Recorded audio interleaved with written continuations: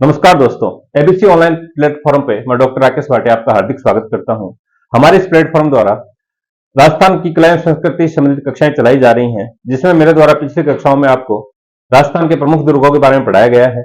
आज उसी क्रम में हम राजस्थान के कुछ बचे हुए दुर्गों के बारे में पढ़ेंगे।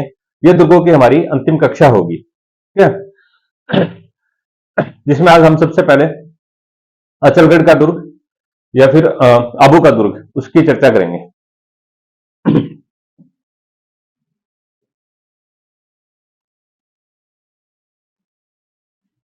अचलगढ़ का दुर्ग या फिर इसका दूसरा नाम है आबू का दुर्ग। आबू का दुर्ग पहले तो इसके परिचय की बात करें तो ये राजस्थान के सिरोही जिले में है, ठीक है। अच्छा। ये गिरी श्रेणी में आता है ना। पर्वत पे बना हुआ दुर्ग है, तो ये गिरी श्रेणी में आता है। इसके बाद अपने बात करें कि ये कौन से पर्वत श्रेणी पे, तो ये अर्बुदगिरी या अर्बुदाचल पे बना हुआ है, ठीक है। सिरोही जिले में है।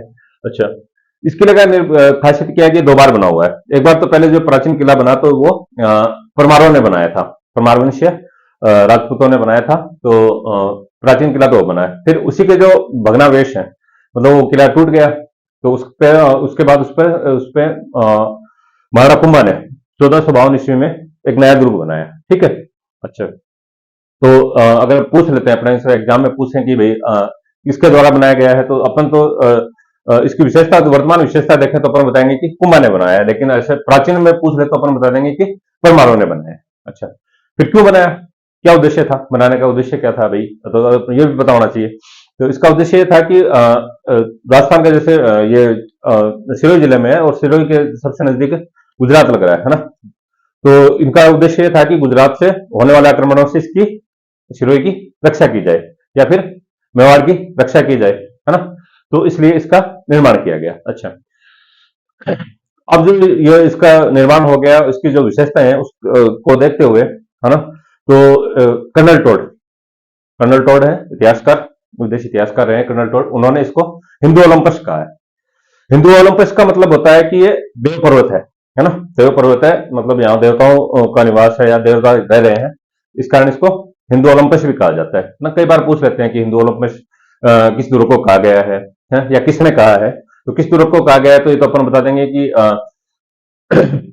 अचलगढ़ के किले को या फिर आबू के किले को कहा गया है। तो किसने कहा है, तो कर्नल टोड ने कहा है, ठीक है। ये तो इसका जनरल परिचय हो गया, ठीक है। उसके बाद अपन इनकी प्रमुख प्रमुख इमारतों की बात करें तो एक यहाँ पे अचलेश्वर महादेव है। अचलेश्वर महादेव, अचलेश्वर महादेव की एक खास विशेषता क्या है कि इसमें शिवलिंग नहीं है, शिवलिंग की पूजा नहीं होती है, ठीक है। शिवलिंग की पूजा नहीं होती है। वहां पे जो शिवलिंग है, वहां पे सिर्फ एक गड्ढा बना हुआ है और उस गड्ढे की ही पूजा की जाती है। ये एक स्पेशली यहाँ की खासियत है, कहाँ की, अचलेश्वर महादेव की, ठीक है। कि शिवलिंग नहीं है और सिर्फ एक गड्ढा बना हुआ है और उसी की पूजा की जाती है। और उस गड्ढे को कहा जाता है ब्रह्मखंड।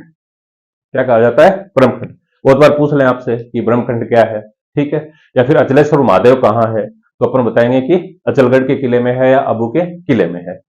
क्या खासियत है, तो अपन ये बता देंगे कि उसमें शिवलिंग की पूजा नहीं होती, ठीक है। उसके अलावा बात बताएं तो जैसे एक ओखा रानी का महल हो गया, ठीक है, और मंदाकिनी का कुंड हो गया, और इसके अलावा एक वहां पे सावन भादो झील है ना। ये पूछा भी गया, कई बार पूछ लेते हैं एग्जाम में कि सावन भादो झील कहाँ पे है या किस किले में है, तो ये भी अपने को पता होना चाहिए, ठीक है। और इसके अलावा जैसे कोई प्रवेश द्वार की बात करें तो जैसे दो प्रवेश द्वार हो गए, तो हनुमान पॉल हो गया, गणेश पॉल हो गया, ठीक है। ऐसे ऐसे कोई सामान्य सी जानकारियां हैं।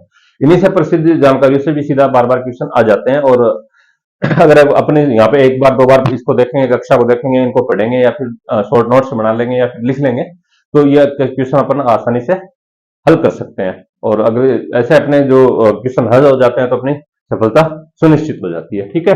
तो अपने पहले मैं इसको आपको थोड़ा सा नोट डाउन करवा देता हूँ, थोड़ा सा लिख लेते हैं अपन। जैसे सबसे पहले तो कहाँ पे है, सिरोही में, ठीक है। सिरोही जिले में हो गया। एक बात, किस टाइप का दुर्ग है, गिरी दुर्ग है।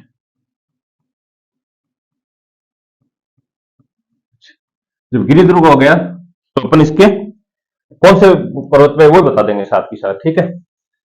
तो अर्बुदगिरी पे, अर्बुदगिरी, ठीक है। या कहीं कहीं अर्बुदाचल भी लिखा सकता है आपने, अर्बुदाचल, ठीक है। कौन से पर्वत पे हो गया, अर्बुदगिरी या फिर अर्बुदाचल पे, ठीक है।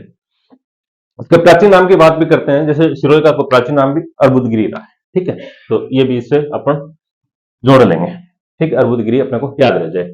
फिर बात करें अपन इसके निर्माता की।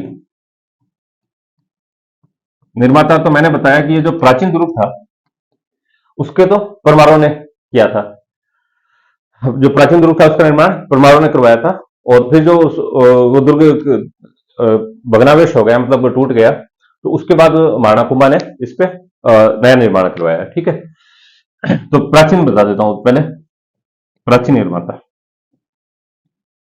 प्राचीन निर्माता, प्राचीन निर्माताओं की बात करेंगे तो अपन बता देंगे कौन है, परमार वंशीय राजा, परमार वंशीय, परमार वंश द्वारा करवा दिया गया, ठीक है। इसके द्वारा करवाया गया परमार वंश द्वारा, ये बात होगी, ठीक है। फिर इस पे नया, मतलब जो टूट गया इसके भग्नावशेषों पे महाराणा कुंभा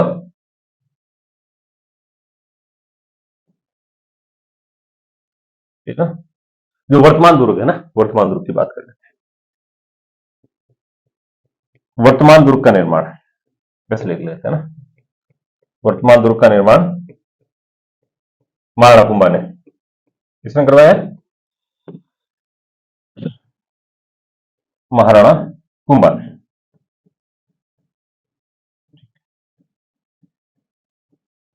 कुंभा ने करवाया। कब तक, कब करवा दिया, 1452 ईस्वी में, 1452 ईस्वी में, ये भी याद रखने लायक बात है, ठीक है। कब करवाया, 1452 ईस्वी में महाराणा कुंभा ने करवा दिया, ठीक है। पहले प्राचीन में किसने करवाया था, परमारों ने करवाया था, ठीक है। पर्वत की बात की तो अपन ने बता दिया कि अर्बुदगिरी पे है या फिर अर्बुदाचल पे है, ठीक है।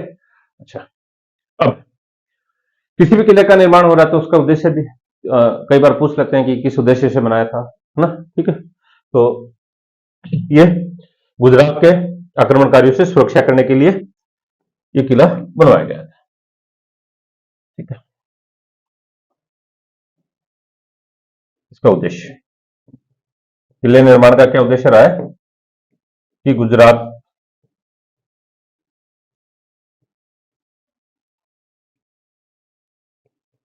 राज्य से रक्षा करने के लिए,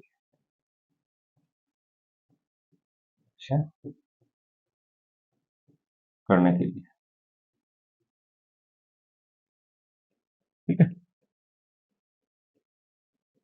ये आपसे पूछ सकते हैं, बहुत बार पूछ लेते हैं कि गुजरात किले, गुजरात से रक्षा करने के लिए कौन से किले का निर्माण करवाया गया, तो अपन बता देंगे कि अचलगढ़ किले का, ठीक है। अच्छा, उसके बाद अपन बात करें, अच्छा तो वो कर्नल टोड, विदेशी इतिहासकार हुए कर्नल टोड, तो उन्होंने इसको हिंदू ओलंपस कहा है, ठीक है। हिंदू ओलंपस यानी देव पर्वत कहा है, कि मतलब इस पर्वत पे या इस किले में देवता निवास करते हैं, ठीक है। तो ये भी लिख लेंगे, कई बार बहुत बार पूछा गया है पिछले कक्षाओं में कि हिंदू ओलंपस किस किले को कहा जाता है, ठीक है। अच्छा, कर्नल टोड ने,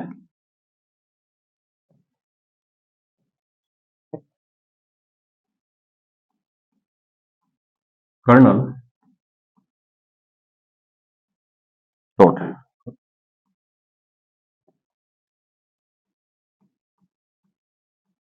कर्नल टोड ने इस किले को हिंदू ओलंपस,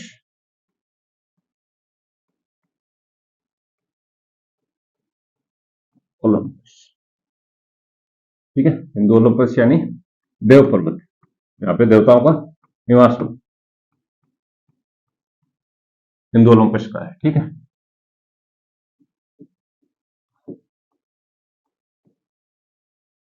इंपॉर्टेंट याद रखने लायक है कि हिंदू ओलंपस किस किले को कहा जाता है, तो अचलगढ़ के किले को या आबू के किले को कहा जाता है। किसने कहा है, कर्नल टोड ने कहा है, ठीक है। फिर बात करें अपन इमारतों की, इमारतों में मैंने आपको बताया कि सबसे मेन है अचलेश्वर महादेव। अचलेश्वर महादेव, अचलेश्वर महादेव की बात करें तो इसकी सबसे खासियत, बड़ी खासियत क्या बताई मैंने कि इसमें शिवलिंग की पूजा न होकर एक गड्ढे की पूजा की जाती है, ठीक है। और उस गड्ढे को अपन क्या कहते हैं, ब्रह्मकंड कहते हैं, ठीक है। तो ये पूछने लायक बात है, ठीक है। पूछ भी सकते हैं कि किस मंदिर में शिवलिंग की पूजा नहीं होती है, तो ये भी अपने को पता होना चाहिए कि अचलेश्वर महादेव में शिवलिंग की पूजा न होकर एक गड्ढे की पूजा होती है, जिसको ब्रह्मकंड कहा जाता है, ठीक है। और कहाँ है तो ये भी बता देंगे अपन, अचलगढ़ किले में है, ठीक है, या आबू के किले में। तो इसकी खासियत बताते हैं साथ के साथ अपन, ये शिवलिंग की पूजा न होकर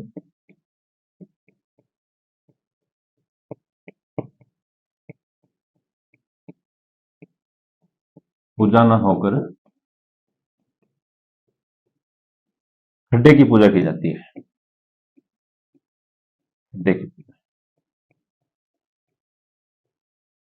ठीक है। ये याद रखने लायक बात है। उस गड्ढे को क्या कहा जाता है, इस गड्ढे को कहा जाएगा ब्रह्मखंड, ब्रह्मखंड, ठीक है। ये हो गई, ये स्पेशल बात हो गई कि अचलेश्वर महादेव है अचलगढ़ के किले में, और जिसमें शिवलिंग की पूजा न करके एक खड्डे की पूजा की जाती है, ठीक है।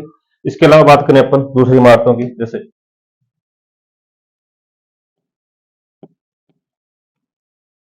दूसरी इमारतों की बात करें तो अपन वहां पे एक ओखा रानी का महल है, ठीक है, सावन बादू झील है, ठीक है, मंदाकिनी कुंड है। ये दूसरी और इमारतें हो गई, जैसे एक ओखा रानी का महल, ओखा रानी का महल, ये इंपॉर्टेंट पूछ सकते हैं आपसे कि ओखा रानी का महल कहाँ है, इंपॉर्टेंट, ठीक है। उसके बाद अपन जब बात करें दूसरा मंदाकिनी कुंड, मंदाकिनी कुंड, और एक सावन भादो झील, सावन भादो झील, ये भी इंपॉर्टेंट है। सावन भादो झील कहाँ है, ये भी इंपॉर्टेंट है, सावन भादो झील, ठीक है। इसके अलावा अपन कोई द्वारों की बात करें तो यहाँ पे दो द्वार बने हुए हैं, जैसे एक तो हनुमान पोल हो गया, दूसरा गणेश पोल, ठीक है। ये भी लिख लेते हैं द्वार, दो द्वार है ना, ठीक है। हनुमान पोल हो गया और एक गणेश पोल, और दूसरा गणेश पोल,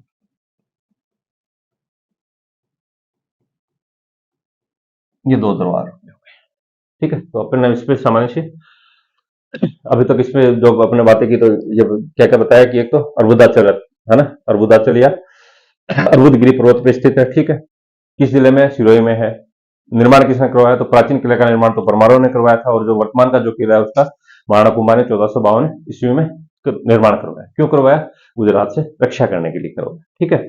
फिर अपने इसके जो प्रमुख इमारतें हैं उनके बारे में चर्चा की, तो उसमें अपने को बता दिया इसका अचलेश्वर महादेव बता दिया, जिसकी खासियत क्या बताई कि वहां पे शिवलिंग की पूजा न करके गड्ढे की पूजा की जाती है। और उसके बाद अपने बता दिया एक मंदाकिनी कुंड है, ठीक है, ओखा रानी का महल है, और उसके अलावा एक सावन भादो झील है।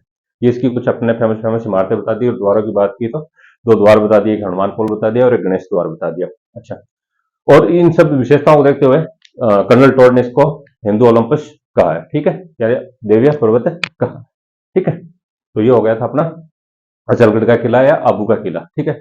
उसके बाद अपना अगला है मांडलगढ़ का किला,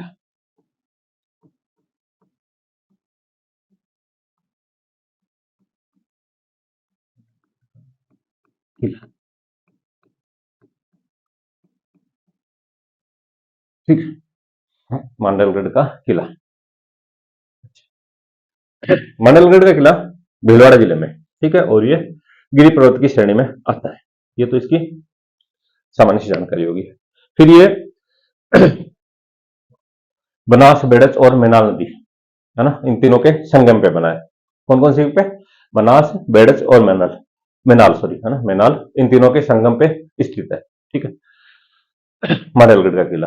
ठीक है, इसका मांडवगढ़ नाम क्यों पड़ा? मांडवगढ़ का इसका नाम इसलिए पड़ा है कि ये गोलाई में अवस्थित है। ठीक है, गोल बना हुआ है तो इसको मांडवगढ़ कहा गया है। ठीक है, ये अपने को पता होना चाहिए मांडवगढ़ के बारे में थोड़ा सा, है ना, ये स्पेशली जानकारी है कि ये गोलाई में बना हुआ है तो इसको मांडवगढ़ कहा जाता है। फिर इसके निर्माणकर्ता की बात करें तो इसका निर्माण किसने करवाया, तो एक तो मांड्या भील और चाणना गुजर, उन्होंने इसका निर्माण करवाया। कई बार पूछ लेते हैं इसके निर्माता, कि ज्यादातर तो राजा ही होते हैं निर्माण करता, लेकिन ये थोड़े सामान्य से आदमी है तो इन्होंने करवाया, तो कई बार पूछ सकते हैं अपने से कि इसका निर्माण किसने करवाया था। ठीक है, फिर और खासियत बताएं इसकी, जैसे इमारतों की बात बताते हैं तो इमारतों में जैसे उड़ेश्वर महादेव, जलेश्वर महादेव, ऐसे मंदिर हैं, फेमस मंदिर हैं।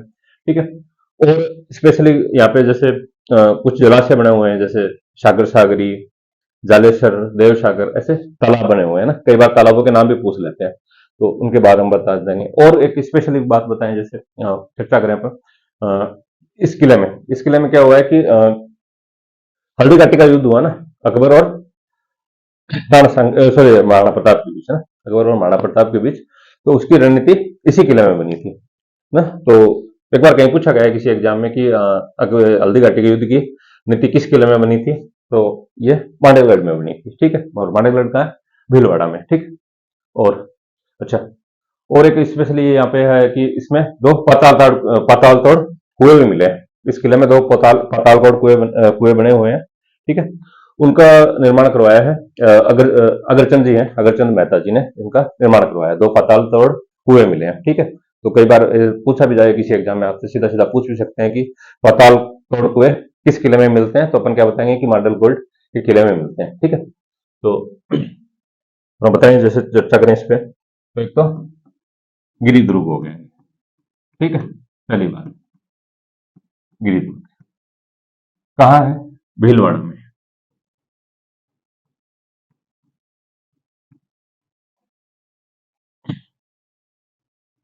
नदियों की बात करें कि कौन कौन सी नदी पे, है ना, नदियां,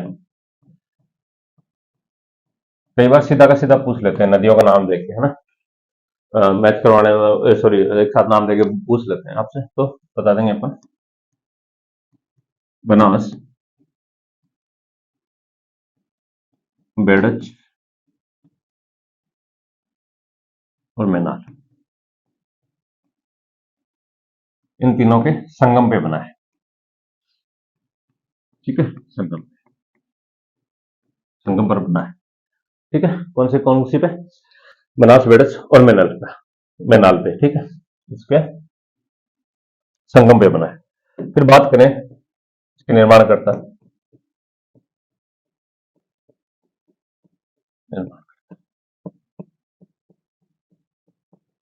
निर्माणकर्ता मैंने आपको बताया था कि मांड्या भील और चाणना गुजर, ये याद रखेंगे, मांड्या भील, चाणना गुजर।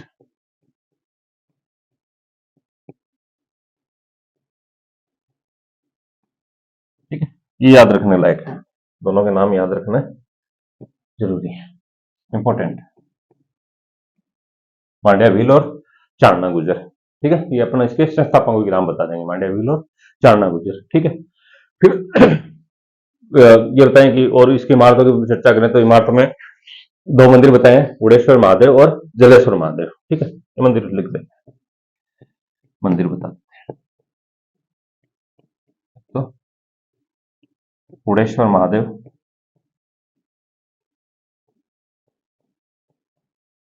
और एक जलेश्वर महादेव।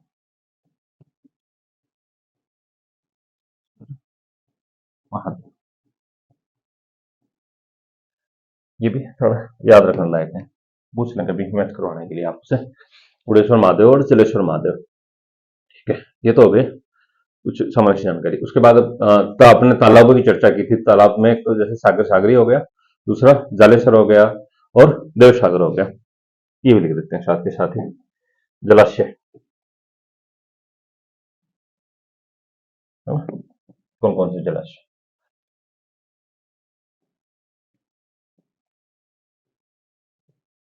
जलाशय,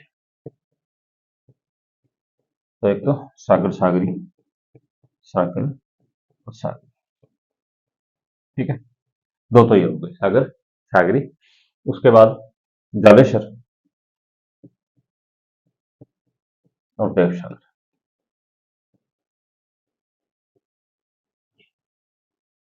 ये फेमस फेमस वहां के जलाशय हो गए, ठीक है।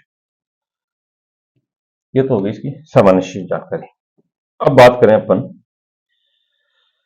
किसकी विशेष बात क्या है जो कुछ इसको नया बता सकती है इसके बारे में, वो है अपने इसमें कि जो हल्दी घाटी का युद्ध हुआ है अकबर और महाराणा प्रताप के बीच, उसकी रणनीति इसी किले में बनती है, ठीक है। तो ये भी आपसे पूछ सकते हैं, है ना, पूछा भी गया है पहले, तो बता देते हैं। जैसे हल्दी घाटी के युद्ध की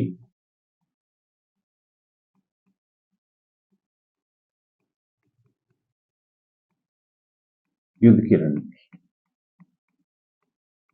रणनीति, ठीक है, युद्ध की रणनीति इसी दुर्ग में बनी है, ठीक है।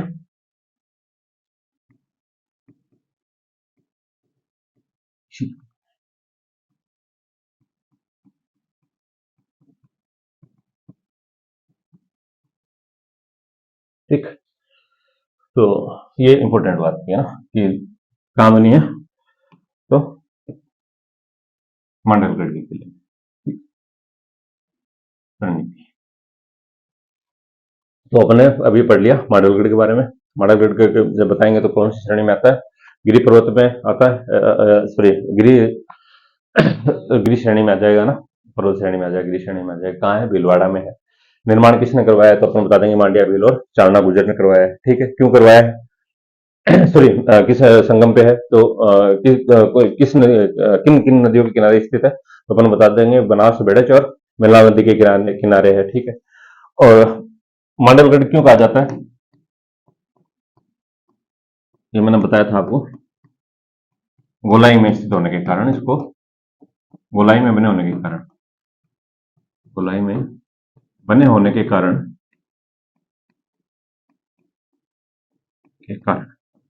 इसको मांडवगढ़ कहा गया है, ठीक है। गोलाई में बना हुआ है तो इस कारण इसको मांडवगढ़ कहा है, ठीक है। और फिर उसके तालाबों के बारे में बता दिया, जैसे सागर सागरी हो गए, जालेसर हो गया और देव सागर हो गया, ये बता दिया, ठीक है। और हल्दी घाटी के युद्ध की रणनीति यही बनी थी। अच्छा, और बताइए, दो पाताल तोड़ कुएं मिले, दो पाताल तोड़ कुएं भी हैं वहां पे, है ना, पाताल तोड़ कुएं,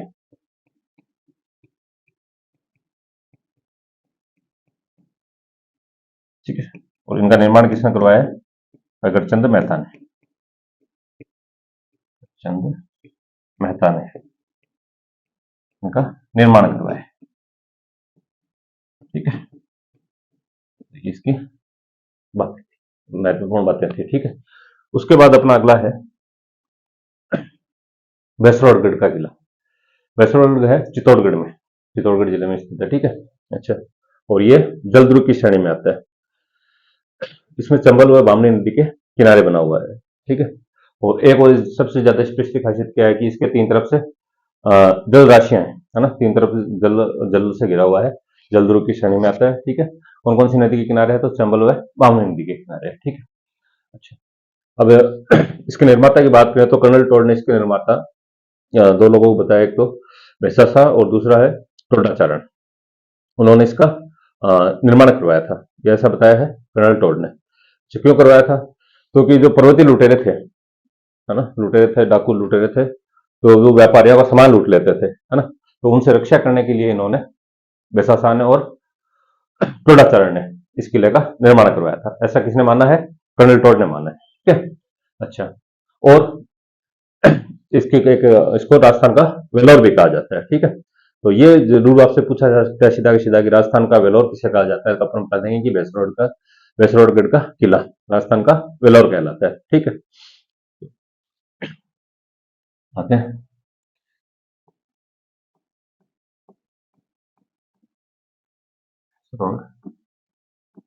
गढ़ का किला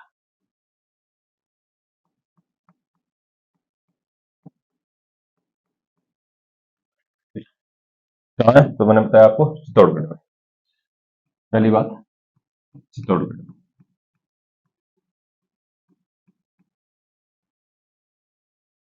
किस श्रेणी का है? जल दुर्ग है, जल दुर्ग, ठीक है।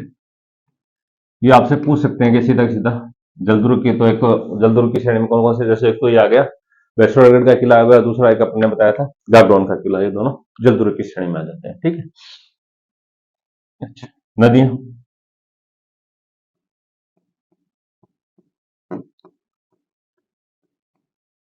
चंबल व बामनी नदी, चंबल व बामनी,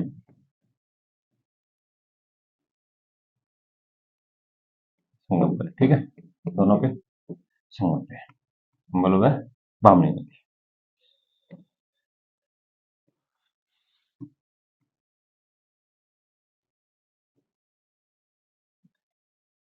जलदुर्ग है और चंबल व बामनी नदी के किनारे स्थित है, ठीक है। और एक स्पेशल खासियत क्या है कि तीन तरफ से जल राशि से घिरा हुआ है, तीन तरफ से जल राशि से घिरा है, ये याद रखने लायक बात है।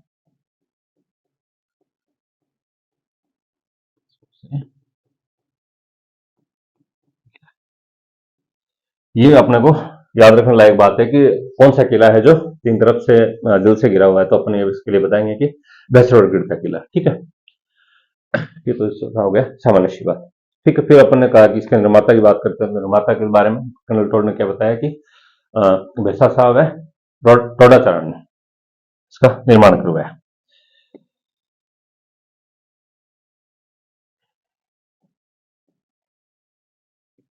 निर्माण करता है,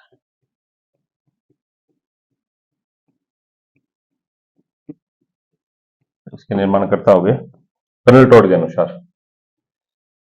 कर्नल टोड के अनुसार,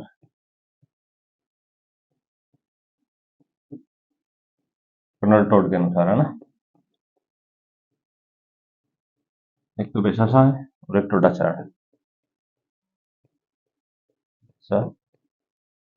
शाह है, टोडाचारण,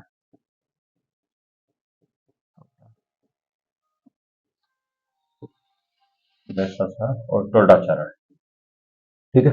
और वैसा शाह के नाम से ही है मैसरोडगढ़ हो गया, ठीक है। अच्छा, और एक और खासियत रहेगी इसकी, इसको राजस्थान का वेल्लोर कहा जाता है, ठीक है, ये इंपॉर्टेंट है, राजस्थान का वेल्लोर,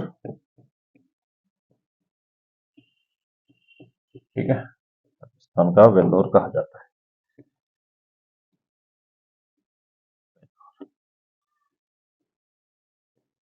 क्या, ठीक है, तो अपने इस पर चर्चा की, तो अपने क्या कहता है कि जलध्रुव की श्रेणी में आ जाएगा। दूसरा अपन बता देंगे, इसकी नदियों का नाम बताएंगे, तो चंबल और बामनी नदी के संगम पर है, ठीक है। और और खासियत क्या है इसकी, तीन तरफ से जलराशियों से घिरा हुआ है, ठीक है।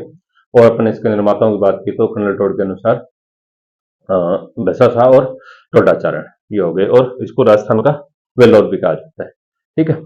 तो ये हो गया अपना वैष्णोगढ़ का किला। अब इसके बाद अपन अलवर जिले के किलों की बात करेंगे। तो अलवर में सबसे पहले अपना आता है बाला किला,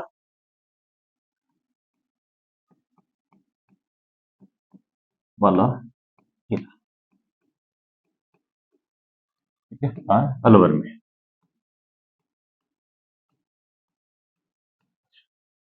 अब बात करें बाला किला, तो बाला किला, इसका नाम क्यों पड़ा, या बाला किला क्या होता है? तो बाला किला क्या होता है कि जो ये ऐसा किला होता है जिसे किसी भी शत्रु द्वारा जीता नहीं गया है ना, या किसी शत्रु द्वारा इस पर अधिकार नहीं किया गया, ठीक है, जो हमेशा अर्जित रहा है या अवैध रहा है, वो होता है बाला किला, ठीक है। तो कई बार पूछ भी ले आपसे कि बाला किला क्या होता है, तो अपन बताएंगे कि जिस किले पे किसी शत्रु का अधिकार नहीं हुआ हो, या किसी शत्रु ने उसके कभी जीता नहीं हो, तो वो क्या, कौन सा किला हो जाएगा? बाला किला हो जाएगा, ठीक है। और इसका निर्माण की बात करें तो अपन बताएंगे कि इसका नाम हसन कामेवाती ने किया था, ठीक है। जो मेवात के रहने वाले थे हसन कामेवाती जी, उन्होंने इसका निर्माण करवाया था, ठीक है।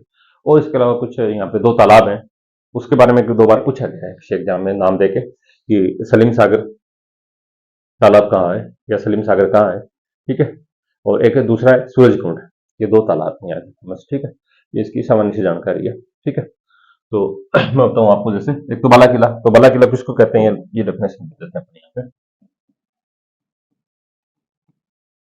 जिस किले पर जिस किले पर शत्रु द्वारा अधिकार नहीं किया गया हो, शत्रु द्वारा अधिकार नहीं किया गया,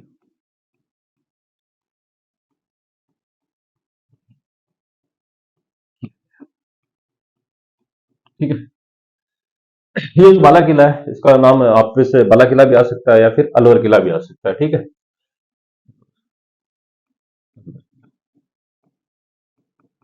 दोनों में से कुछ नाम लिखा हुआ आ सकता है, तो क्या ये बाला किला कौन सा होता है ये अपन बता देंगे। जिस किले पे शत्रु का ने कभी अधिकार नहीं किया हो या किसी शत्रु का उस पे उसको भेद नहीं पाया हो, ठीक है? ये अपन ने बता दिया बाला किला, ठीक है? और फिर इसके निर्माता की बात करें तो हसन खां मेवाती।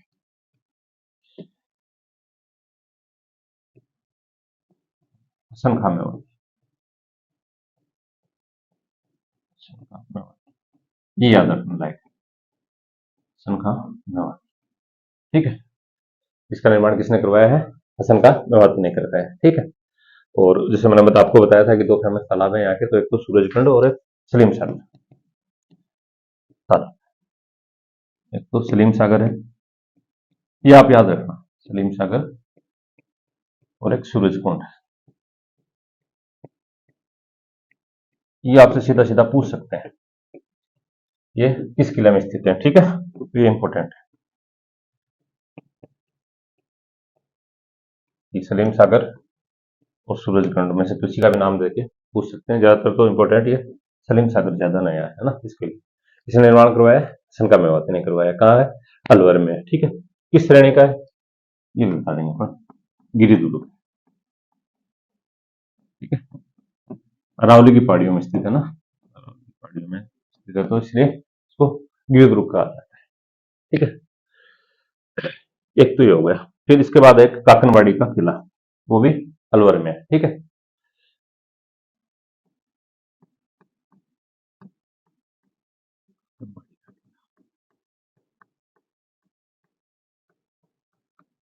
किला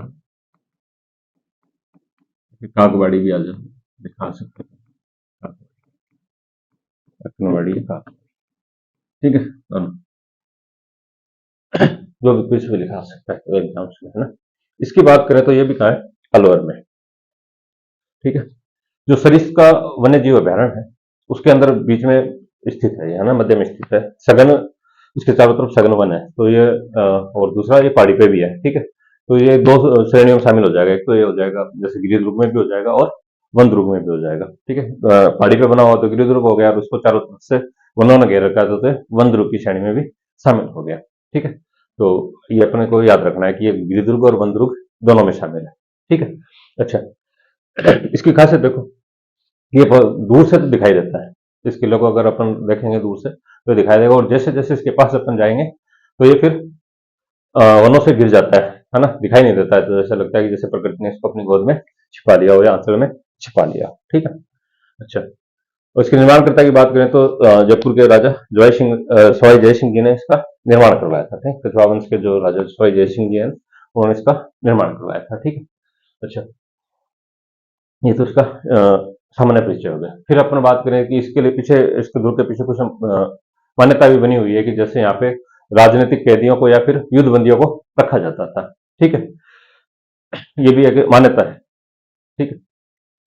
दूसरा, अच्छा, ये इस मान्यता को बढ़ावा कब मिलता है जब औरंगजेब का भाई दारा शिकोह, मुगल शासक औरंगजेब है उनका भाई है दारा शिकोह, उसको भी जब दारा शिकोह औरंगजेब से युद्ध में हार जाता है, उत्तराधिकार के युद्ध में हार जाता है, तब उसको औरंगजेब दारा शिकोह को यहाँ पे कैद करके रखता है, ठीक है? तो ये इंपॉर्टेंट बात है कि दारा शिकोह को किस किले में कैद रखा गया, ठीक है? ये याद रखने लायक बात है अपने लिए कि दारा शिकोह को किस किले में कैद रखा गया, तो अपन बताएंगे कि काकवाड़ी या काकनवाड़ी के किले में रखा गया है, ठीक है? अच्छा, और कहाँ है? तो अलवर में है। अलवर में भी कहा है, सरिस्का वन्य अभ्यारण्य में है ना, या वन्य जीव अभ्यारण्य में, ठीक है। अच्छा, तो बता देते हैं। तो बात करेंगे कहाँ पे, तो अलवर में, ठीक है। अलवर में कहा है, सरिस्का में, सरिस्का, सरिस्का,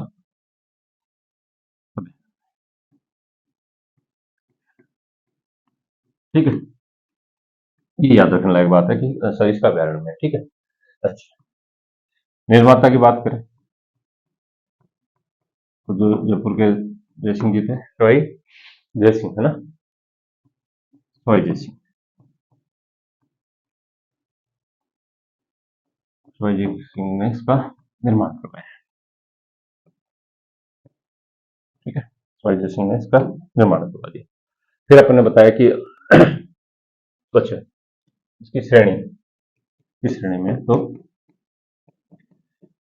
गिरी दुर्ग और वन दुर्ग दोनों श्रेणी में आता है, ठीक है।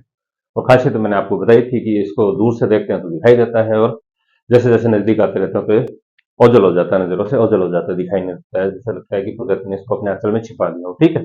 अच्छा, फिर अपन ने इसको बताया कि मान्यता क्या है, यहाँ की मान्यता क्या है कि यहाँ पे इसको राजनीतिक कैदी या फिर युद्ध बंदियों,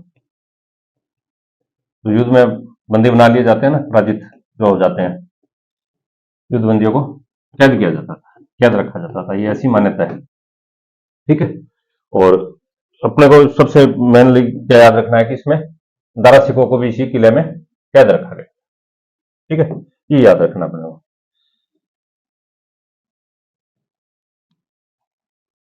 औरंगजेब द्वारा, किसने किया था कैद इसको, औरंगजेब ने, औरंगजेब द्वारा दारा सिखों को, दारा सिखो उसका भाई है, ठीक है, जिसका दारा सिखों के साथ क्या होता है, इसका उत्तराधिकार का युद्ध होता है, यही लिख देते हैं, याद रखने लायक बात, उत्तराधिकार युद्ध में पहले तो पराजित करेगा, ठीक है, क्या करेगा, पराजित करेगा, उसके बाद उसको जब वो पराजित हो जाएगा तो उसको कैद कर लेगा, क्या करेगा, पहले तो पराजित करेगा और फिर कैद कर लेगा, कैद, ये याद रखने लायक है, इंपॉर्टेंट है ये, ठीक है। कैद किसको, दारा सिखों का।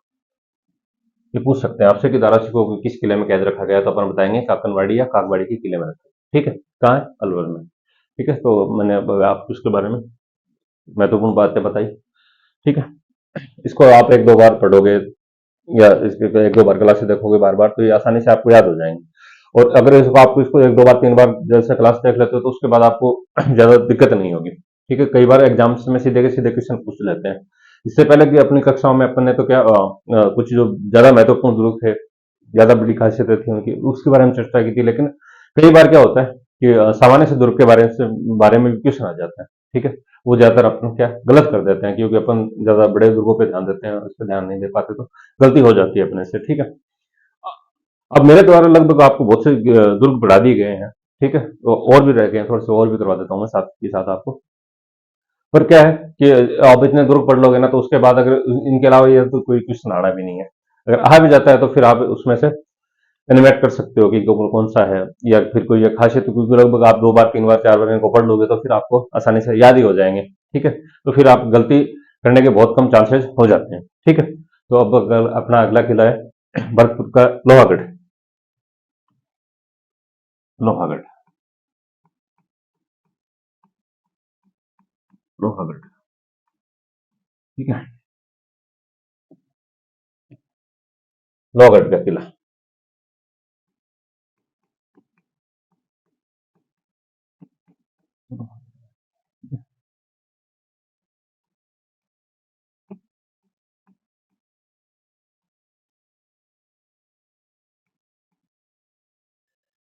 लोहागढ़ के किले की बात करें तो इसका कहाँ है, भरतपुर में, ठीक है। किस टाइप का दुर्ग है, एक तो ये पारिक दुर्ग है और दूसरा स्थल दुर्ग भी है, मतलब इस दुर्ग के चारों तरफ खाइयां बनी हुई है, तो ये पारीक दुर्ग की श्रेणी में शामिल हो गया। दूसरा बात करें कि स्थल दुर्ग के, तो क्या है कि जमीन पे ही समतल में बना हुआ है, तो स्थल दुर्ग भी हो जाएगा, भूमि दुर्ग भी कह सकते हैं अपन इसको, है ना। दो बात है ना। तीसरी बात, इसके निर्माता की अपन बात करें तो इसके निर्माता है सूरजमल, जाट शासक सूरजमल ने इसका निर्माण करवाया है, ठीक है। अच्छा, इसका किले की सबसे महत्वपूर्ण खासियत क्या है कि इस किले को कोई जीत नहीं पाया, अभेद रहा है हमेशा, ठीक है। ये भी पूछ सकते हैं आपसे एग्जाम में कि अभेद किला कौन सा है, तो ये लोहागढ़ का किला है, जिसको कोई भी आक्रमणकारी जीत नहीं सका। जैसे इस पे अहमद साहब अब्दाली ने आक्रमण किया, ठीक है, वो इसको नहीं भेद पाया। दूसरा अंग्रेज जनरल लेक है, उन्होंने इस पे आक्रमण किया, तो वो भी इसको नहीं जीत पाए, ठीक है। अच्छा, उसके अलावा यहाँ पे इसके कोई इमारतों की बात करें अपन, तो इसके इमारतों की जैसे इसमें बुर्ज बनी हुई है, 8 बुर्ज बनी हुई है। 8 बुर्जों में से जैसे एक जवार बुर्ज है ना, तो जो जाट शासक हुए जवाहर सिंह, तो उन्होंने दिल्ली को जीता था। तो दिल्ली को जीता तो उन्होंने इसके उपलक्ष्य में जो इसका जवार बुर्ज का निर्माण करवाया, दिल्ली को जीतने के उपलक्ष्य में, ठीक है। इसी प्रकार जैसे अंग्रेजों को जाट शासकों ने पराजित किया, तो उन्होंने या जवाहर सिंह जी ने फतेह बुर्ज बनाई, ठीक है। ऐसे कई बार पूछ लेते हैं आपसे बुर्ज का नाम देके कि ये किस उपलक्ष्य में बना है, तो जैसे जवार बुर्ज तो हो गई दिल्ली फतेह करने के उपलक्ष्य में, और अ, अ, ये फतेह दुर्ग की बात करें तो ये अंग्रेजों को फतेह करने के, ठीक है। और अब जैसे आधुनिक राजस्थान की बात करें तो जैसे निर्माण हो रहा था, आधुनिक राजस्थान का निर्माण हो रहा था, एकीकरण हो रहा था, तो उस समय जो सबसे पहले मत्स्य संघ बना था, ठीक है। तो मत्स्य संघ का उद्घाटन भी 17 मार्च 1948 को इसी किले में हुआ था, ठीक है। ये भी एक इंपॉर्टेंट बात है, ये याद रखने लायक बात है, ठीक है। जैसे सबसे पहले मैं आपको बताऊं कहाँ है, भरतपुर में, ठीक है। किस टाइप का है, एक तो पारिक पारिक दुर्ग है, दूसरा स्थल या भूमि दुर्ग, ठीक है, भूमि दुर्ग भी कह सकते हैं, ये बात है, ये ठीक है, याद रखने लायक बात है, ठीक। निर्माता की बात करें अपन तो सूरजमल निर्माता, जाट शासक सूरजमल,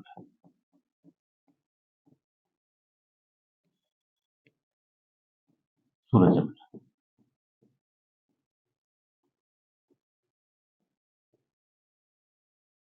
सूरजमल है ना। इसकी वीरता क्या है, सूरजमल जी की वीरता को, इसको जाटों का प्लेटो भी कहा जाता है, या अफलातून भी कहा जाता है ना, जाटो प्लेटो को भी कहते हैं इसको। अच्छा, ये इन्होंने इसका सूरजमल जी ने इसका निर्माण करवा दिया। अच्छा, फिर बात करें इस पर आक्रमणकारी, ये हमेशा एक खास क्वालिटी क्या रही है, अभेद रहा है या फिर अविजित रहा है, अविजित रहा है। जैसे मुख्य रूप से इस पे जैसे अहमद शाह अब्दाली अफगान था ना, अफगान शासक, अफगान आक्रमणकारी है ना, अफगान आक्रमणकारी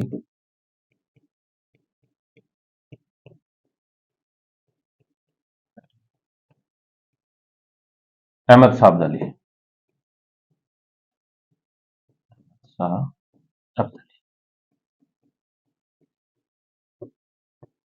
ठीक है। पूछ भी लेंगे आपसे, कई बार पूछ सकते हैं, इंपॉर्टेंट है कि किसने, या फिर अहमद शाह अब्दाली ने किस किले पे आक्रमण किया था, तो अपन बताएंगे किस पे, लोहागढ़ के किले पे, ठीक है। या फिर आपसे वैसे पूछ लें कि लोहागढ़ किले पे किस शासक ने आक्रमण किया था, तो अहमद शाह अब्दाली ने, ठीक है। कैसे भी आ सकता है आप इसमें चेंज होके कि अहमद शाह अब्दाली ने किस किले पे किया, या फिर लोहागढ़ के किले पे किसने आक्रमण किया, ठीक, ऐसे आ सकता है। दूसरा, जनरल लेक, जनरल लेक, ये कौन है, अंग्रेज, अंग्रेज सेनापति, ठीक है, अंग्रेज सेनापति।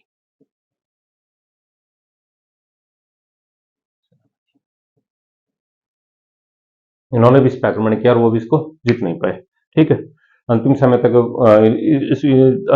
अंग्रेज सेनापति जनरल लेक ने तो इस पे बहुत सारे गोले भी बरसाए थे, है ना, लेकिन ध्वस्त हो गया, लेकिन फिर भी अंतिम रूप से उसको जीत नहीं सके, ठीक है।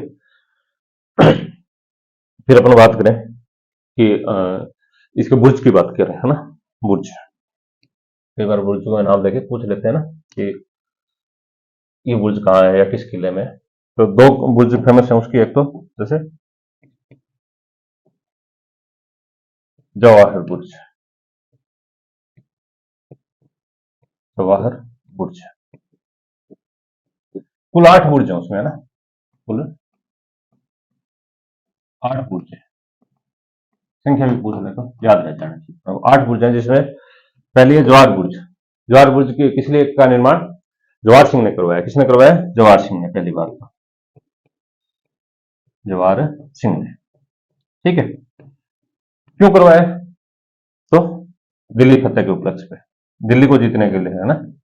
दिल्ली को जब जीता था तब करवाया था, दिल्ली फतेह पर, दिल्ली फतेह।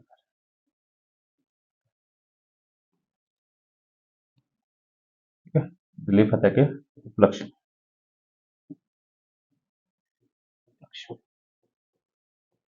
ठीक है, इसके अलावा एक दूसरी है फतेह बुर्ज।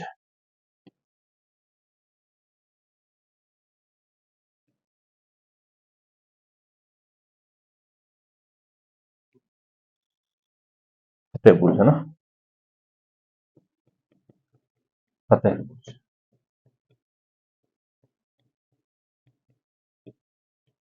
इसका निर्माण अंग्रेजों को जीतने के उपलक्ष्य में बना है,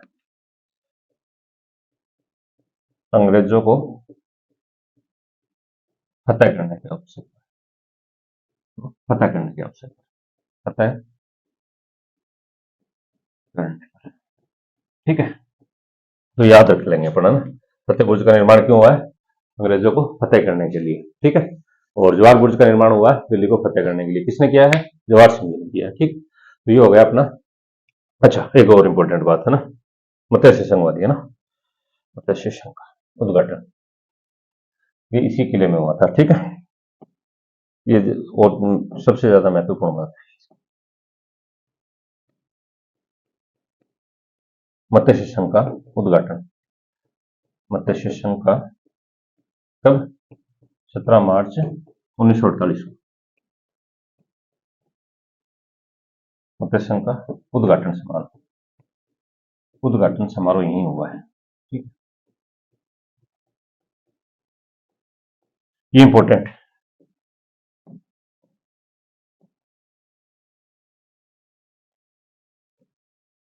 बहुत इंपॉर्टेंट है ये चीज कि मत्स्य संघ का उद्घाटन किस किले में हुआ, तो अपन बताएंगे कि लोहागढ़ के किले में हुआ उद्घाटन समारोह, कहाँ हुआ? लोहागढ़ के किले में। ठीक है, अब इसके बाद अगला किला भरतपुर में ही है, बयाना का किला। ठीक है,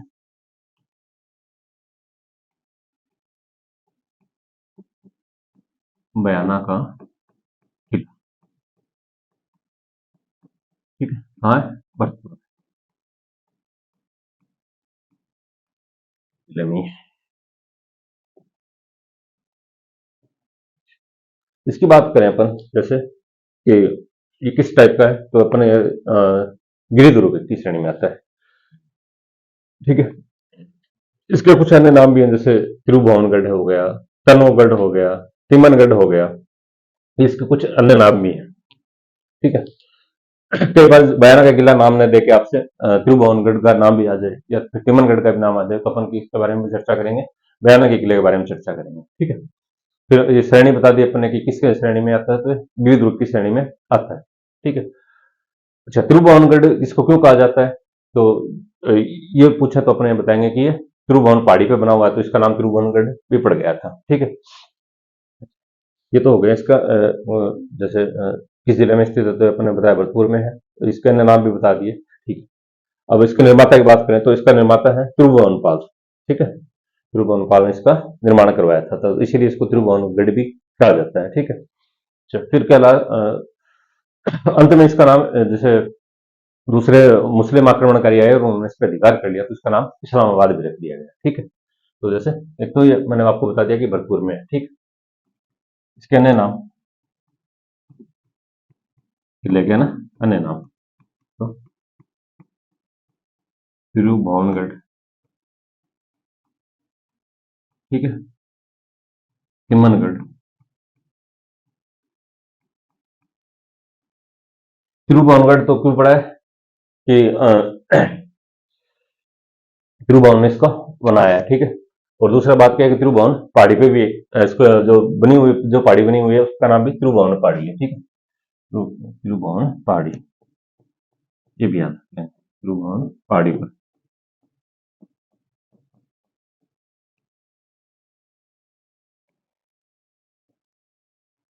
त्रिभुवन पहाड़ी पे, ठीक है।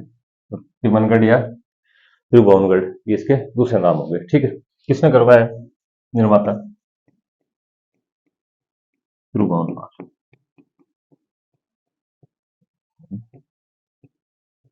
पाल, ये इसका निर्माता हो गया, इंपॉर्टेंट, ठीक है। और फिर इसका एक दूसरा नाम भी अपन बता देंगे कि इस्लामाबाद, अन्य नाम है ना, अन्य नाम भी रखा गया इसका, यह क्या आ गया? इस्लामाबाद, इस्लामाबाद,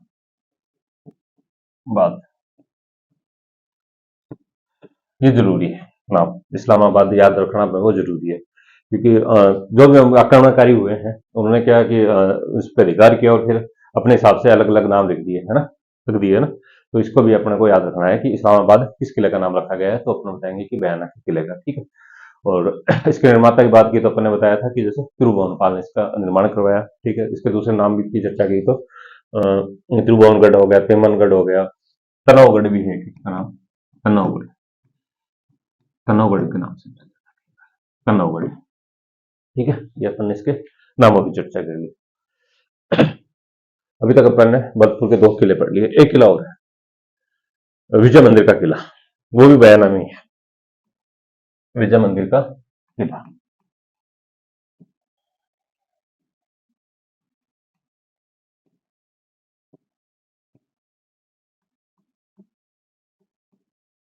विजय मंदिर का किला,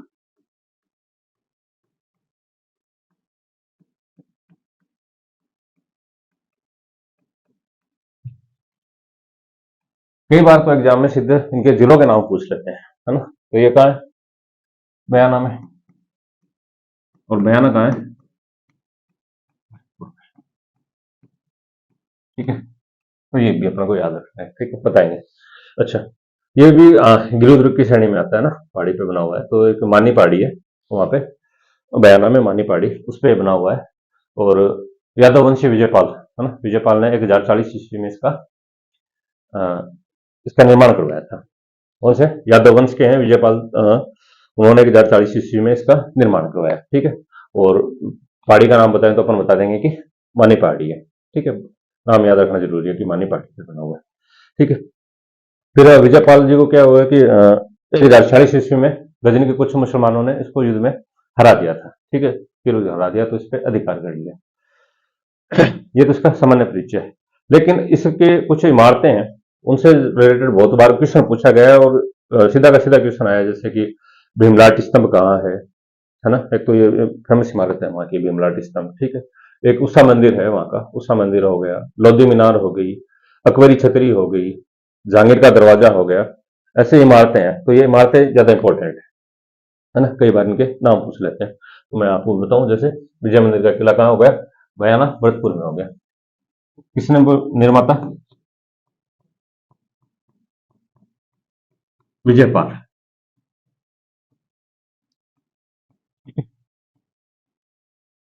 विजयपाल हो गया निर्माता। किस वंश का है? यादव वंश,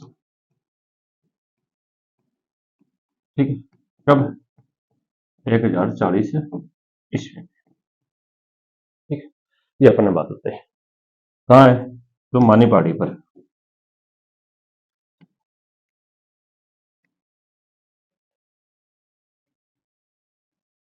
मानी पहाड़ी पर मानी पहाड़ी पर, तो मानी पहाड़ी पर स्थित हो गया, तो ये किस श्रेणी में आ जाएगा? गिरिध्रुव की श्रेणी, ठीक है। तो ये गिरिध्रुव हो गया, ठीक है। ये भी अपने को याद पता होना चाहिए ना कि किस श्रेणी में आता है। तो गिरिध्रुव की श्रेणी में आ गया। और कौन सी पहाड़ी पे है? मानी पहाड़ी पे, मानी पहाड़ी। फिर अपन ने बताया कि इस पे आक्रमण हो गया 1046 ईस्वी में,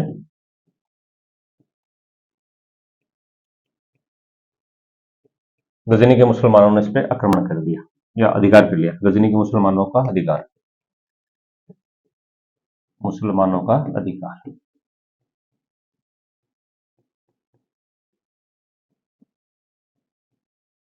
अधिकार। ये याद रखना एक बात है कि गजनी के मुसलमानों ने किस किले पे अधिकार किया, तो फिर हम क्या बताएंगे कि विजय मंदिर के किले पे अधिकार किया। ठीक है, तो अभी तक क्या बताया अपन ने कि ये कहाँ है, बयाना भरतपुर में है। ठीक है, इसका विजेता सॉरी निर्माता की बात की तो अपने बताया विजयपाल ने 1040 ईस्वी में करवाया। ठीक है, और 1040 ईस्वी में इस पे गजनी के मुसलमानों ने इस पे अधिकार कर लिया। ठीक है, फिर अपन बात करें इसकी प्रमुख इमारतों की।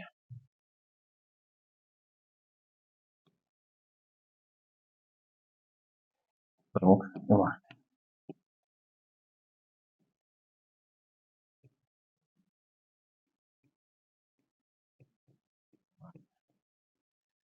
ये बहुत ही इंपॉर्टेंट है, इनको याद रखना है। बहुत बार सीधा का सीधा क्वेश्चन पूछा गया है। एक तो भीमलाट का स्तंभ, भीमलाट स्तंभ है ना, भीमलाट स्तंभ इंपॉर्टेंट है, भीमलाट स्तंभ। दूसरा उषा मंदिर, ये भी आया है एग्जाम में। ये दोनों तो बहुत ही बार पूछे गए हैं, बहुत से एग्जाम में पूछे गए हैं कि भीमलाट का मंदिर स्तंभ कहाँ है या फिर उषा मंदिर कहाँ है। इसके अलावा जैसे लोधी मीनार, एक होगी लोधी मीनार,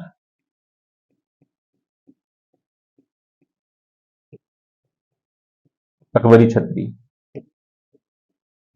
अकबरी छतरी, एक जहांगीर दरवाजा, जहांगीरी दरवाजा,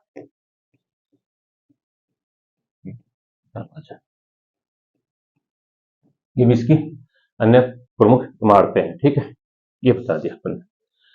क्या क्या बताया अपन ने इसके बारे में, ये बयाना में है, मानी पहाड़ी पे है, विजयपाल ने इसका, यादव वंशी विजयपाल ने इसका निर्माण करवाया। ठीक है, कब करवाया, 1040 ईस्वी में करवाया। और उसके बाद गजनी के मुसलमानों ने इस पर अधिकार कर लिया। और अपन ने प्रमुख इमारतों की बात की तो सबसे पहले इसका बताया भीमलाट का स्तंभ, उसके अलावा उषा मंदिर, क्योंकि ये दोनों ज्यादातर एग्जाम्स में पूछे गए। और उसके अलावा कुछ अन्य बिल्डिंग्स या इमारतें जैसे लोधी मीनार हो गई, अकबर की छतरी हो गई और जहांगीर का दरवाजा, ये इसकी मुख्य मुख्य इमारतें हो गई। उसके बाद अपना अगला किला है चूरू का किला।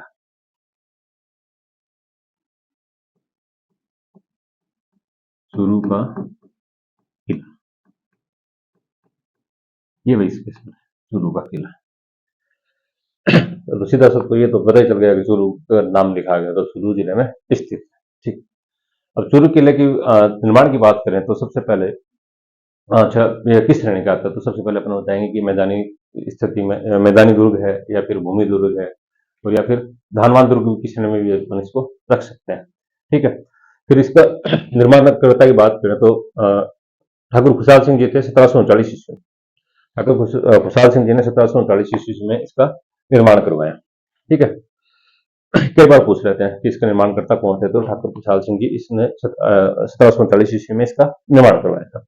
पर इसकी सबसे बड़ी खासियत क्या है कि इस किले द्वारा चांदी के गोलों का प्रयोग किया गया है। 1857 की क्रांति की बात है, उस समय ठाकुर शिव सिंह जी थे, वो आगे शासक थे, है ना, इस किले के अधिकारी थे या राजा या शासक थे, है ना। तो उन्होंने 1857 जो विद्रोह हो रहा था उस समय अंग्रेजों के खिलाफ लड़ रहे थे, अंग्रेजों का विरोध कर रहे थे। तो विरोध करते करते उनके जो भी बारूद के जो गोले थे, है ना, वो समाप्त हो गए। तो वो समाप्त हो गए तो उसके बाद अब क्या करें भाई, या तो अंग्रेज अधिकार कर लेंगे। तो फिर क्या किया, तो वहां के जो जनता के सहयोग से क्या किया कि जो भी वहां के सेठ साहूकार थे या धनी लोग थे, उनसे चांदी के इकट्ठे सॉरी चांदी इकट्ठी की गई, और चांदी इकट्ठी करके उनको गोले बनाए गए। ठीक है ना। और उन गोलों को जब फेंका गया, ठीक है भाई, सिंपल सी बात है, पहले तो बारूद के किले फेंके जा रहे थे, और उसके बाद जब चांदी के किले फेंके गोले फेंके गए तो क्या हुआ, तो अंग्रेजों को लगा कि देखो भाई ये कितने जनता को कितना प्यार है ना, अपने इस किले से या अपने इस राजा से कितना प्यार है ना।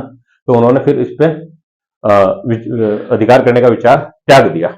ठीक है, तो ये सबसे इंपॉर्टेंट खासियत इसकी क्या है कि इसके द्वारा या चूरू के किले के द्वारा या चूरू के शासक शिव सिंह द्वारा चांदी के गोले दागे गए।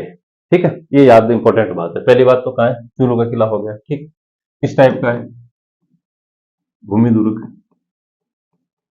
या फिर इसको, या चूरू थोड़ा सा अमृतसर की स्थिति में भी आ जाता है, धानवान दुर्ग भी कह देंगे अपने इसको, है ना, धानवान दुर्ग। ठीक है, ये तो दो बात होगी। दूसरी बात कहें कि अपन इसका निर्माता, निर्माता की बात करें तो ठाकुर कुशाल सिंह जी, ठाकुर कुशाल सिंह। कब, 1739, 1739। और इसकी सबसे इंपॉर्टेंट बात मैंने आपको बताई है कि चांदी के गोले का प्रयोग। तो लिख देते हैं 1857 के विद्रोह में, 1857 के विद्रोह में, विद्रोह के समय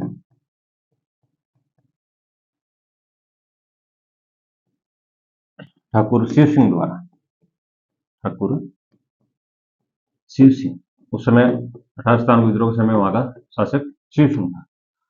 शिव सिंह द्वारा अंग्रेजों के विरुद्ध, इसके विरुद्ध, अंग्रेजों के विरुद्ध चांदी के गोले बरसाए गए।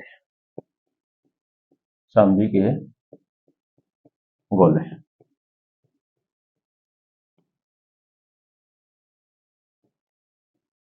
चांदी के गोले बरसाए गए। ठीक है, बरसाए बरसाए गए। ठीक है, चांदी के गोले बरसाए गए। ठीक है, ज्यादातर तो ये पूछा जाता है कि किसके किले द्वारा या किस शासक द्वारा ये बरसाए गए थे, तो अपन बता देंगे शिव सिंह द्वारा, या फिर चूरू के किले में चांदी के गोले बरसाए गए थे। किसके खिलाफ बरसाए गए हैं, तो अंग्रेजों के। ठीक है, अच्छा, तब ये सारा सब कुछ देख के अंग्रेजों ने क्या किया, इस पे अधिकार करने का विचार त्याग दिया। ठीक है, और ये जो चांदी के गोलों का निर्माण हुआ था, ये क्या हुआ था कि आम जनता या फिर धनी सेठ साहूकारों से, उनके सहयोग से मिलके उन्होंने सारी चांदी इकट्ठी की थी और ये गोलों का निर्माण करवाया। ठीक है, अच्छा, ये हो गया अपना चूरू का किला। उसके बाद अपना एक किला है नागौर का किला। उसको नागौर के किले को अपन अहिछ छत्र का किला भी कह सकते हैं, या अहिछ छत्र दुर्ग भी कह, अहिछ छत्र दुर्ग भी कह सकते हैं। ठीक है, कहाँ है, तो नागौर के किले से तो सीधा सी बात होगी कि नागौर में है। ठीक है, उसका एक दूसरे और है, अच्छा, अपना किला है नागौर का किला, नागौर का किला। ठीक है, इसको क्या कह सकते हैं, अहिछ छत्रपुर का किला भी कहते हैं, अहिछ छत्रपुर। ठीक है, इसका प्राचीन नाम भी है अहिछ छत्रपुर, नागौर का प्राचीन नाम है, तो इसलिए इसको अहिछ छत्रपुर का दुर्ग या फिर नागौर का दुर्ग कहते हैं। फिर मैं बता रहा हूँ कि इसका निर्माता की बात करें तो केमास हुए, केमास, तो उन्होंने इसका निर्माण करवाया था, और ये धानवंत दुर्ग की श्रेणी में आता है।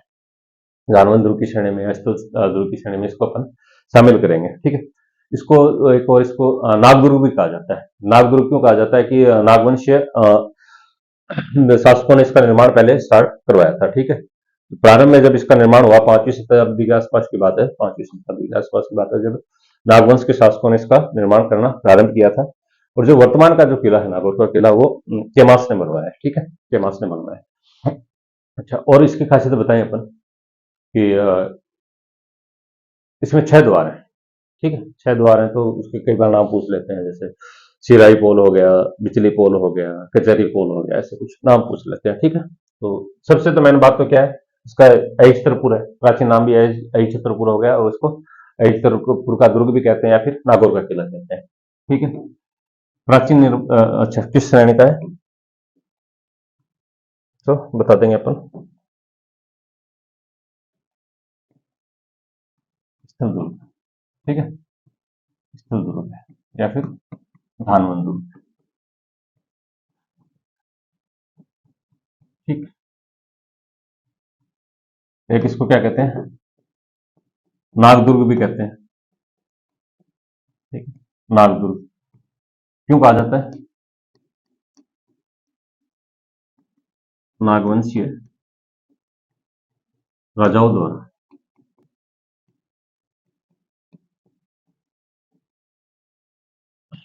इसका निर्माण करवाया गया। राजाओं द्वारा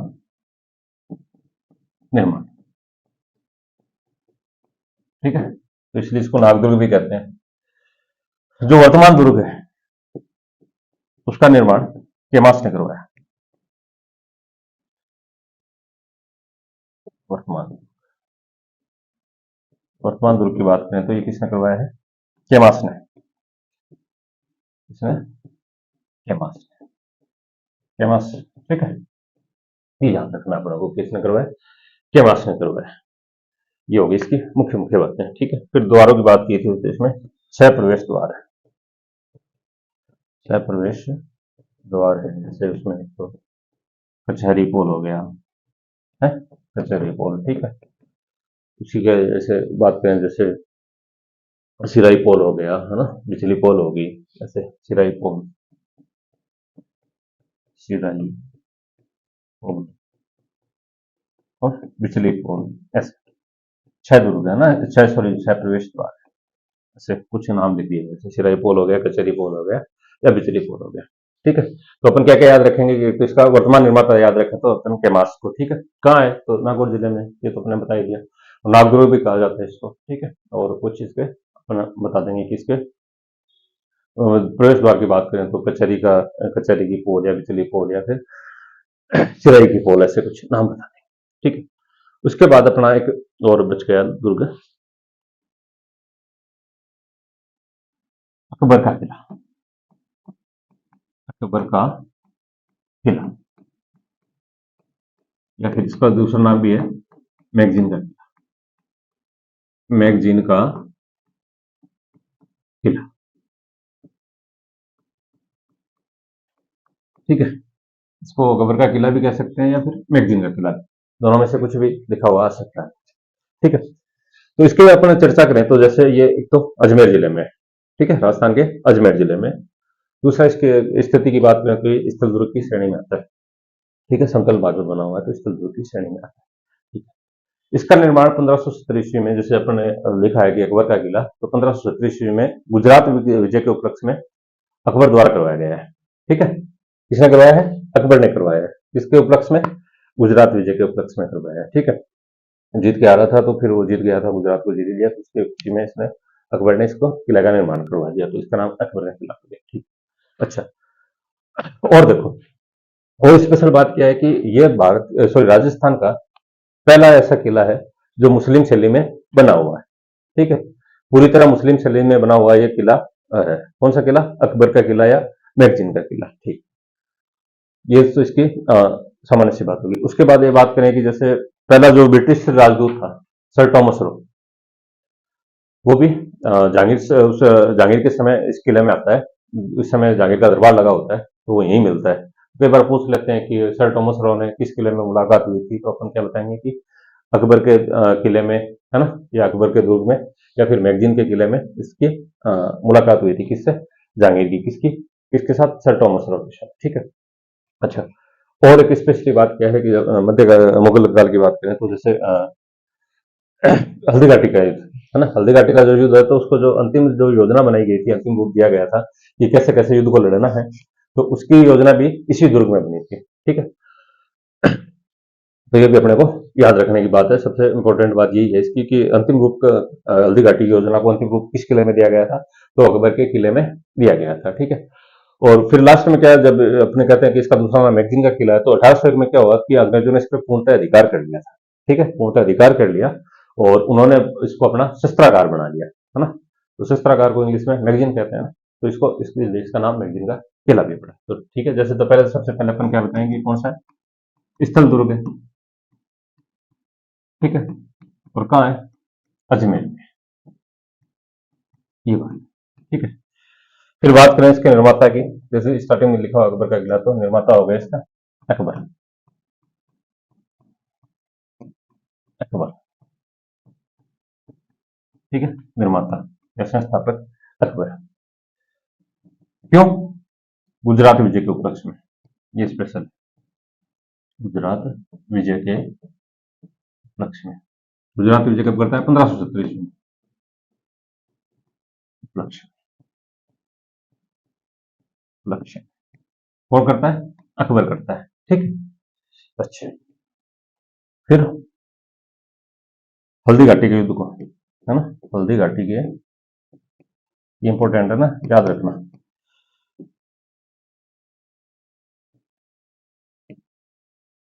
हल्दी घाटी के युद्ध को अंतिम रूप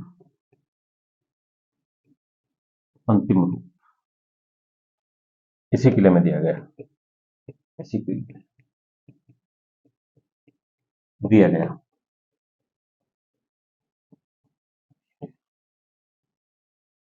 ठीक है, हल्दी घाटी, ये बहुत इंपॉर्टेंट है। हल्दी घाटी के युद्ध का अंतिम रूप किस किले में दिया गया है? तो अकबर के किले में दिया गया है। ठीक, उसके बाद, ये तो अकबर तक की बात होगी, उसके बाद जहांगीर, है ना। अच्छा, सबसे महत्वपूर्ण बात, यह राजस्थान का एकमात्र दुर्ग है जो मुस्लिम शैली या मुगल शैली में बना है। एकमात्र दुर्ग जो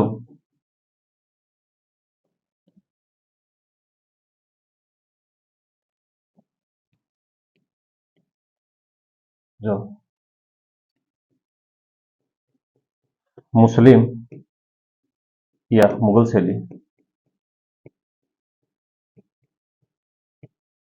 शैली में बना है। ये पूछ सकते हैं आपसे कि एकमात्र दुर्ग कौन सा है जो मुगल शैली में बना है। एक तो एकमात्र दुर्ग है जो मुस्लिम या मुगल शैली में बना है। ठीक है, और इसके अलावा सर टॉमस रो, जो कि ब्रिटिश राजदूत था ना,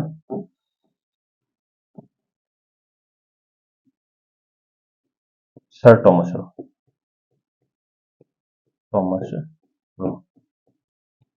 ये कौन है? ब्रिटिश राजदूत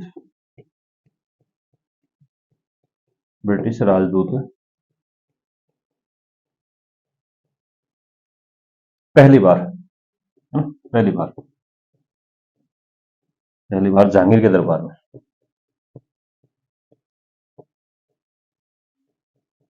जहांगीर से मिला। ठीक है, तो ये पूछ ले आपसे कि सर टॉमस रो किस किले में आया था, तो अकबर के किले में आया था। ठीक है, और फिर क्या है, 1801 में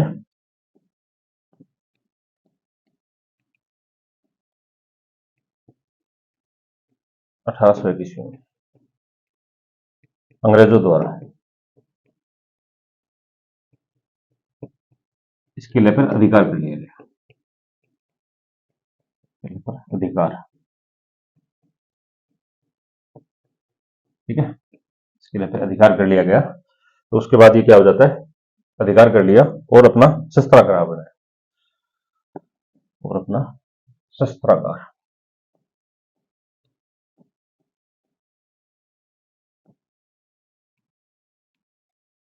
अधिकार कर